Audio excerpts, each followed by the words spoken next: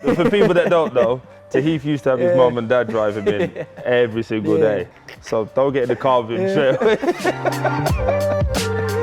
Hi everybody, I'm Troy Deeney. You might remember me from having a column in The Sun, but we thought that was a bit too easy. So now we're going to have a little conversation with players from up and down the country in the Premier League, try to bring it to you as regular as possible. And today we have Mr. Tahith Chong.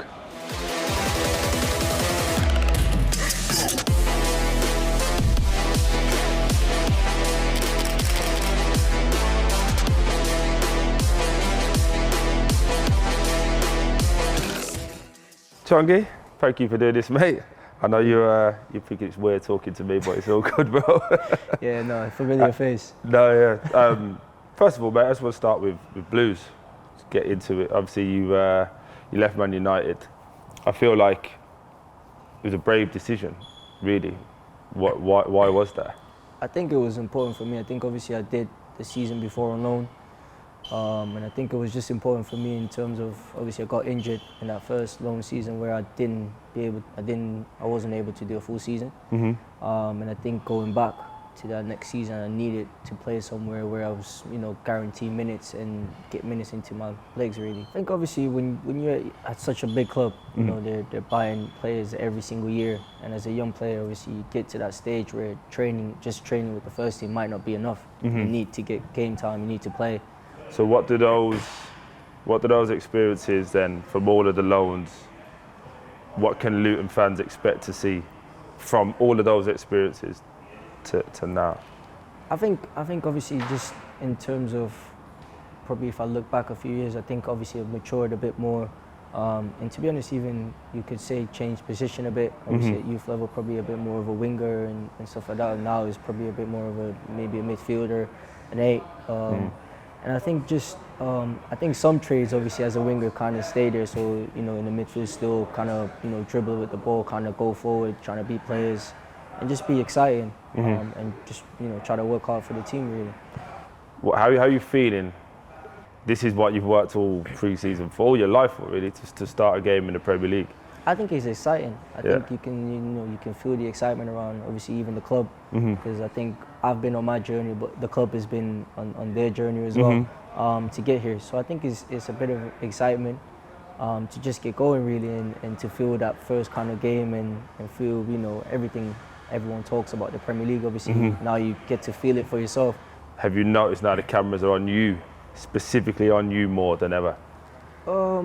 I think so, but I think as a player, you kind of like learn to kind of deal with it and not let that take away from the game. Because obviously, I think you still have to play well, you still have to perform kind of thing. Because I think once you don't perform, the cameras can disappear as quickly as they came.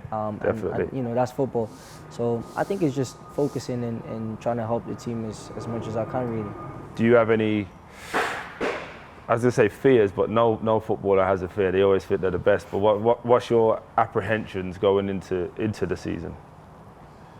I think it's so, like I said, it's so tough because I think most of the players here is probably going to be the first taste they're going to get of Premier League. I've played maybe come on here and there, but obviously not as much either. Yeah. I think it's, from what I'm feeling at the moment, is probably more excitement than anything. I think it's like you're really looking for, as a kid when it's like first day of school and you're excited to go back and you got your clothes already next to you and you're gonna sleep like that. I think that's like I am at the moment, just like very like exciting to see how everything is, and obviously the Premier League is highly spoken of. So how are you taking the outside noise? Is you guys already relegated? There's no point turning off if you listen to everybody outside.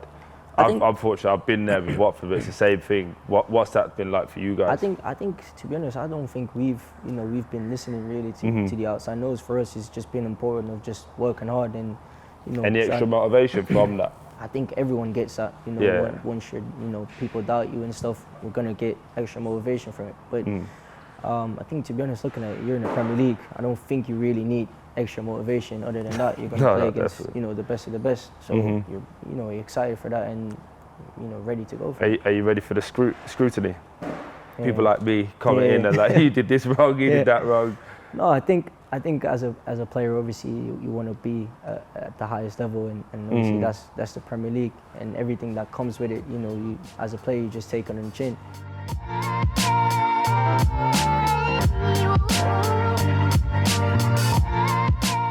Who was your early mentors then at United? Who helped shape Tahith Chong? I think obviously you have to look at probably one of the first managers that came in at 18s, probably, which is Kieran McKenna, which is now at Ipswich.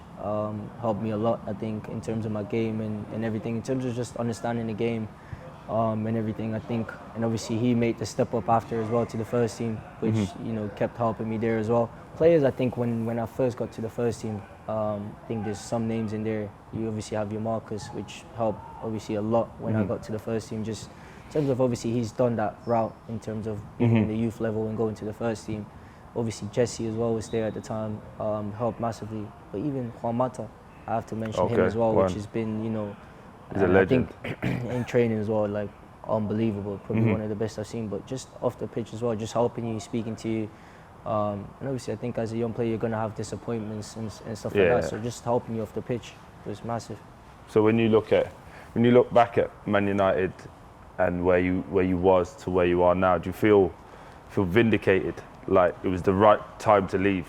Because now you've come full circle, obviously you're back in the Prem. Yeah, you know, I think obviously all the steps, even, you know, going on loan, I went to, you know, Germany, went to Belgium. I think every single step kind of helped me to get back to this place, whether that was, you know, playing not so much and playing a bit more or whatever that was. I think every single step, I think I said it so many times, you know, I think after a while as a player you walk around with a backpack and just put all the experience you've had in there. And after a while, you know, you just go back to the backpack and pull everything out. So that's just what I've been doing, just trying to, you know, get more experience and learning everywhere you go. I do have to talk about your gaffer, because obviously I know him a little bit from before his time at Watford, and then obviously him feeling vindicated, I suppose. You talk about journeys. His journey's been difficult, getting sacked from Watford in the Championship, taking over their arch rivals, and now being in the Premier League. How has he been with you? How impressive has he been to you? I think very impressive, obviously, from the early conversations, because to be honest, I think we played a couple of times against each other. Obviously, he's at Wolves at 21s. Yeah. So, and I was at United at the time at 21s as well. So I think they had a good team at the time, and we had a good team. So it was quite a battle. And to be honest, from first conversation I spoke to him, just highly impressed on tactically how he is, and just his, you know, game understanding and everything he wants to bring into the team.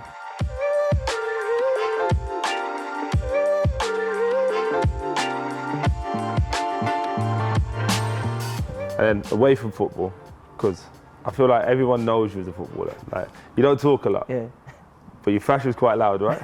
Yeah, I would say so, yeah. So for people that don't know, you're into your fashion, right? Yeah. Would you like to talk about your inspirations into fashion? I think probably from my point of view, I think from young, I think it's probably started from my mum, probably. You know, as a kid, probably when you're younger, you know, it's mostly your mum kind of dressing you up, you going out. But as I got older, I kind of, you know, started getting into it more, kind of started to like it. And obviously my mum and dad is kind of the same, so it's like after a while, you know, you just being brought up into it, and then I just started to like it more and more. And just. Have you been safe since you've been here? Have I been safe? Or have you been you? No, you've not been fully you yet. No, but we haven't had, like, we went to pre-season, obviously, then we went and like out, then obviously I brought something like nice out. What did the boys think to you? Or? No, the boys kind of, to be honest, they liked it. They said like, well, but I think after a while, because obviously, because of my, I think Instagram and everything, I think some of the players already here have seen some of the bits, so they was like kind of expecting something already. So, so I was okay. But in the new generation of younger, so what are you now? 23. 23, yeah, 23. You like are quite outgoing, outspoken in terms of your Instagrams and your fashion senses, right? So it's not as frowned upon anymore, because you guys understand you can still be a footballer and a person, right? Yeah. My generation is like, football all the time. I think I think as long as the football obviously is the main focus, then Yeah. obviously you're gonna need here and there some distractions, because it can't be 24/7 obviously football. Well, you've mentioned your parents. I wasn't going to bring them up, but they are a huge factor in your life, aren't they? Is mum and dad still playing taxi? They still driving you? No, they're I think they're more in Manchester based now. Okay. But still, How are you getting in then? I'm driving now. You're driving now? Yeah. Finally. Yeah. Sorry, for people that don't know, Tahith used to have his mum and dad driving in every single day. No, I'm cool now. You passed now? Yeah, I went back to Curacao and did it, so all good. Oh, you cheated. But we'll No, put that I back. You was didn't. Curacao and got it. Yeah. Does that work over here? I could do it, yeah. Oh, it works, yeah. Okay. So don't get in the car with him straight away.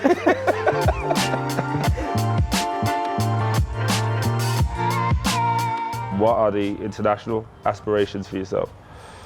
I think obviously you always have that aspiration, obviously, of playing for Holland. And obviously the competition is big there. So realistically, it's more of a for myself, see where I am. After this season, obviously you're going to play in the Premier League. See where I'm going to be after this. You'll get a call up this year, bro. Yeah, we'll see. It would be nice, obviously. And if not, obviously Curacao is always going to be home as well. No, of course.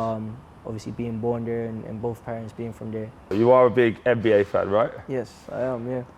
So obviously last year we had a little insider bet, friendly bet, no money, just more of a I knew I was right, you knew you were wrong kind of thing. Yeah. And obviously I went Denver Nuggets. Yep. And you went Golden State because Yep. that's your team. Would you be fair to say that I was right and you was wrong? I would say so, yeah.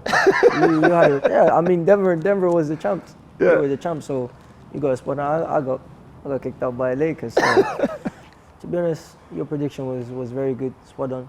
Mine was a bit less, but we live with it. It's okay. Have you changed team again now this year? Nah, same team. Still team. Golden State, I'm not very happy with the trade from Jordan Poole and Chris Paul. Yeah. But we'll see how everything mash up really. I'm going to end with like a couple of little quick fire questions. Yeah. That's all right with you. Yeah. Who's going to be top goal scorer in the Premier League this year? Top goal scorer? Yeah. I'm gonna go with Erling Haaland. Haaland. Yeah. He's a freak, isn't it? It's crazy. You got to get that shirt for me, bro. Yeah, I'm going to be begging it on here. I hope you get this. No, I'm gonna do my best. After the game, I'm gonna speak. If I get it, it'll come directly to you. Don't worry. That's my guy. What's the arena you want to play the most? The stadium? Old Trafford. Old Trafford. I'll do it again, yeah. There's a bit of emotion in that. You're right. No, no. I think obviously around the world it's famous for of course. dreams and everything. So you would want to do it again, really. If you were stranded on an island, you could only take 3 things. What would you take? 3 things. Only 3 things you can take with you. To start with, 1 person. Okay. Already. Food. Yeah. Cell phone. And a phone. Yeah. We need to. If I'm stranded, I can Yeah, call. but you let me down Why? there. I didn't think you was a phone man. No, but you know what? I'm stranded. You need someone's help. I need to call someone. Don't you and want to say, just be left there on your own? No, You and a person. Chill. no, I need Enjoy to the beauty. come back for training. I need to come back for training.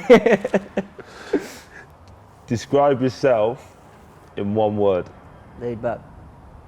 Kind of 2, but I'll let you off. Ah, but you know Chilled, what I mean. Yeah, chilled, relaxed. Are you ready to win? I think every I'm just asking No, I think because I've been grooming you for this, bro. What do you mean? No, I think as a player, Yeah. every single game you step on, no matter who it is, obviously you're gonna go for the win. No one's been late this week, right? No, there's been late? There's been late. This week? I think The week leading up to the first game? Not this week. But That's what I'm saying. there's Before been, there was. There's been, But yeah. now, from Monday, I think it's everyone's serious on now, it. isn't it? Yeah, everyone's on it. Yeah. Everyone's on it. Yeah, I was about to say, when you said it's been late Yeah. this week, I was like, No, what's going on here, No. Chunky? No. So, personally, I was thinking about this question. What's a good season for Tahith? That's a very good question. I think. Thanks. I think for me, obviously, like you said, during the whole journey I did, obviously you get to that stage where you want to prove that obviously you want to be in the Premier League, you want to look as a Premier League player. With no numbers, no. So if you play 25 games, is that a good season? If you score 5 goals, is that a good? Do you know what I mean? Like, there's got to be numbers up there that you've tried to play with. I think there's probably, I think everyone probably has numbers here and there, but I think it's so difficult because obviously the season hasn't even like started yet. So you want to get a feel for, okay, where exactly are we gonna be as a team? Because obviously you don't want to put unrealistic numbers as well in terms of your head, because then you might be fighting yourself. Right. I'm going to say thank you, genuinely. I appreciate you as a friend. I appreciate you doing this. And I wish you and Luton all the best. I know all my Watford friends are going to hate me saying that, but I genuinely do. Wish you well. Thank you. No, I think a quick word from me as well before we finish. Obviously, thank you for Troy. Obviously, Troy, I think not only for this, I think obviously for the time at Birmingham as well, I think a big figure into the change room, but even when I first came, just always helping, always trying to give advice. Just a massive part. I think you've obviously done it in the Premier League and everywhere. So I think when you first came in, it was almost like, a big figure. I was, looking up and wanting to, listen, wanting to learn. So I think not only a big thank you for the interview, but thank you for that as well. Ah, my guy, man. Thank you. You're gonna make me cry. You're gonna make me cry. Nah, thank you, bro. No, I'm always here. I think most by the way, you keep that in, by the way. Yeah, no,